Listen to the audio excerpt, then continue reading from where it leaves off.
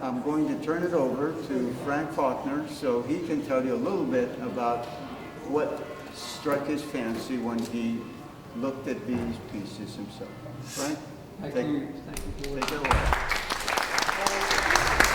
I recognize a lot of faces from last night, and so if your eyes start crossing and you want to sort of take a break, I'll totally understand, because I only have one spiel that I mix up. So you probably will say, this is where I came into this thing. But I do want to tell you how much I enjoyed being down here and how honored I am to be asked this.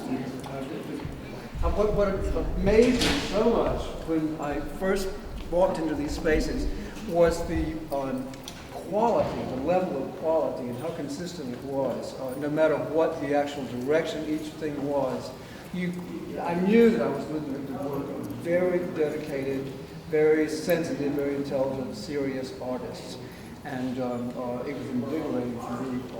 I just soaked up a lot of the energy just being in it for the last 3 days. There's not going to be any particular order. The things haven't been rehung, in order of prizes or anything like that, and that is not really the important thing. As I said last night, when I got here, I realized I almost could have put on a blindfold and thrown a dart, and the chances would be very good that I would hit a very worthy piece of art, because so much of this is really, really good. But we'll start with this. This did get a major slot in the Best in Show, but I'll tell you what my way of operating was when I got here. I thought, how am I going to absorb all this visual stimulus? How am I going to digest all of this work? So I sort of made this sort of pact with myself that I was going to do a complete circle through the entire space as many times as it took for me to understand what I was looking at. And when I really had seen enough that they became familiar to me each time I would see them, then I would start trying to focus on what it was that was making me focus on a certain piece more and more with each rotation. And I promise you, I probably did it close to 100 times in the last 3 days. Maybe not quite, but probably pretty close. But I would go round and round, and with each time, different paintings would speak to me as old acquaintances, and then they became old, really good friends. Then they became Confederates. I mean, I really couldn't wait to dive back into what to me was so irresistible, or what was pulling me toward it. And that is the whole point. I was not looking for, I didn't have any kind of set rules of what I was going to judge the work by, but it was only the attraction or the magnetism that the work and I would have with each other. And the ones that had staying power, for what's left in my mind, that grew stronger and stronger. And then I felt more justified, and since we had to choose only 9 works for the 9 slots, I felt a little bit better about giving them. Although I promise you, if we had had 3 times as many, I would have been very, very glad to have given 3 times as many awards. We'll start with this. There's something about this that reminds me of some early Georgia O'Keeffe and several of the painters in the late 70s. But there was also something incredibly fresh and new. It was like it had just been discovered. I found every time I would come back to this, the clarity of it, the cleanness of it, the vastness of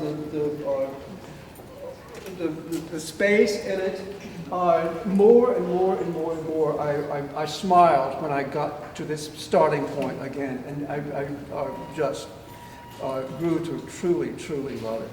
And I think if this artist were a nice person, she would give it to me. Anyway, I love this painting. It's so compelling and so fresh.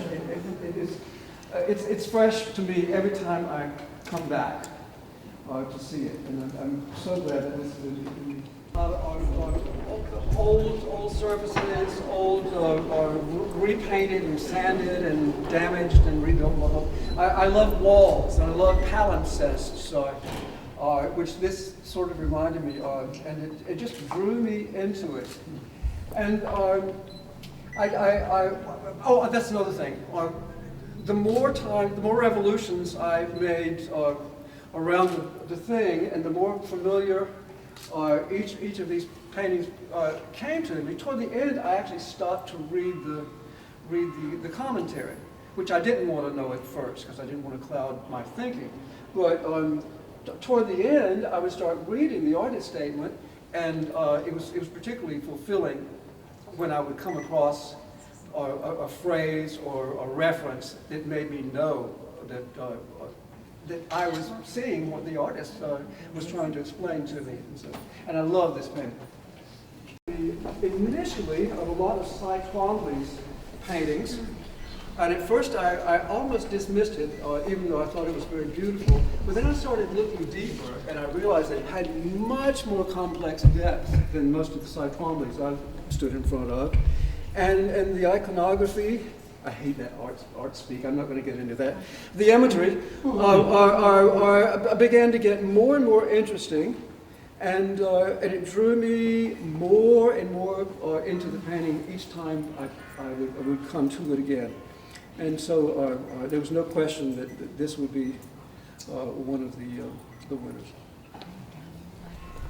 And come along. I wish you had some roller skates. But this sculpture, Mindy Colson, was like going back into my own childhood. I was horse crazy. I grew up on a farm, and from the time I was like old enough to take care of my own horse until I went off to girls' reform school, I had a horse, and I had this wonderful horse named Blue Boy, and it was the love of my life, and I've loved horses my entire life. But seeing this, and seeing these fabulously put together elements, the grapevines for the manes and tails, the incredible grace of the neck and the chest, and the nostrils and the ears, and the magnetism between the mother and the foal. And then several rotations around, I realized these are wooden twigs, and they're put together, and you see the hocks, you see the knees, you see everything. They're just magic. They're exaggerated. It's almost surreal, but there's also this incredible nostalgia that a horse lover or an animal lover would be drawn to over and over again. And I fell in love with this piece. And of course, Mindy, you're shipping this down to me, aren't you? They're shippable. Okay. When I first found myself standing in front of this, I thought, oh my Lord, it's a watercolor. I've never seen anything so complex. I mean, it really looks like a pool of water. But it's done in watercolor. Well, it is a pool of water. It's a photograph. I found myself drawn more and more and more to it every time I would pass it. And I began to see all sorts of things going on in it. First of all, just this incredible movement and energy because of the reflections of light on the little waves, or I guess it's raindrops or something that must have been falling in it. But the leaves that are submerged and the leaves that are floating on the surface, and then all of these sort of things started in an almost hallucinatory way. I began to see things like chickens' heads and chickies and things like that, and it just drew me in more and more and more. Initially, for some reason, it was several rotations around the room, or maybe even several hours into this whole thing of going around and around trying to understand the paintings. I sort of missed this for some reason, or until later in the search. And then I started really looking and seeing that this is a collage done in the most sophisticated way with all kinds of different meshes, things which I believe, I think reading this, are things from old garbage, or vacuum cleaner liners and things like this, a bit of old wire and so forth, twigs, or a piece of painted canvas that's, I think that might have been Jackson Pollock. I began to just realize that this reminded me in a very, very contemporary way, a very fresh way, of one of my favorite painters of all time, Morandi, the French, the Italian painter. So I started looking at this over and over and over and over again. And I realized that the minute I stopped looking at the framing and the mat, I began to see this whole thing as an object that was depicting objects. And it took on a sort of gravity for me, and a sort of a compulsion to me to stop and look deeper into it. And as the light would change in the gallery, or the daylight and so forth, very, very subtle changes in the way these surfaces, which are just beautifully, beautifully put together, or the light would change and the volumes would change very, very subtly. I mean, it's almost like devotional reading to see this. But I'm very, very fond of this particular painting. Where's the medium here? Well, that's what makes it so incredible. It's bits of screening, it's bits of different types of screening, it's twigs, it's sandpaper perhaps, it's bits of canvas. I think that's part of some of it's part of a vacuum cleaner filter or something. I don't know. I'm not telling you what's under there. But it's very, very masterful and very, very compelling to me. And looking at it closer versus being back here. Yeah, all different.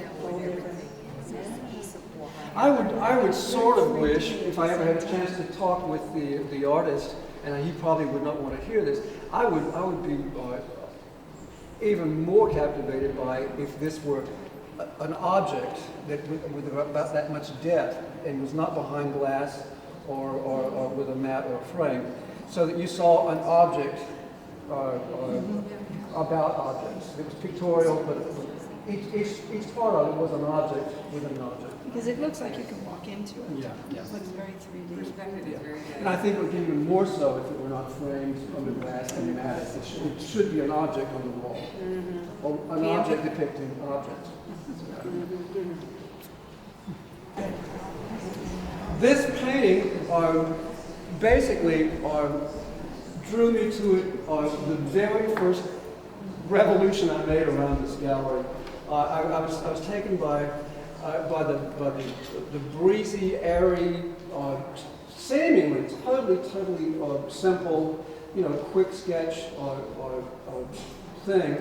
And of course, it immediately made me think of Turner and Constable, who I think Constable was named, I think what he did when he would go out painting clouds, he would say, "I'm going skying." And this is sort of sky, but I found myself pulled more, as you're walking around, do look much closer into all of this.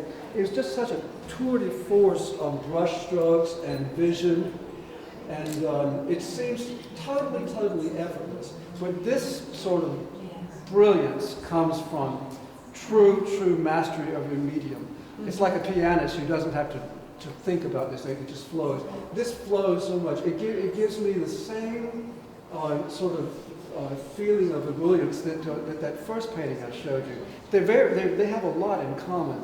The lightness, the airiness, this just draws me in though. I want to walk down that vast acreage into that vast horizon. I like everything about this painting. This piece is sort of generic.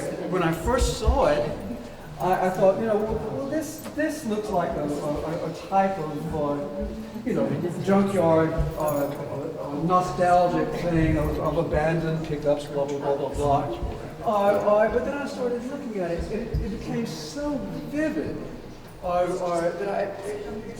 it was almost psychedelic, the way every bit of the rust and the glints of light, the things growing under these abandoned old wrecks and so forth. There was just something so compelling and vivid about it that I kept coming back to it, and it went from being a photographic cliche to something that I just really, really love to look at. I never tired of looking at it. I think this painting initially pushed back at me. It resisted me, my gaze, sort of turned the other way. And I started really looking at it. And I started looking at every bit of it. And all of the spaces behind it, I saw the writing. Nice. Cool. I saw all of this.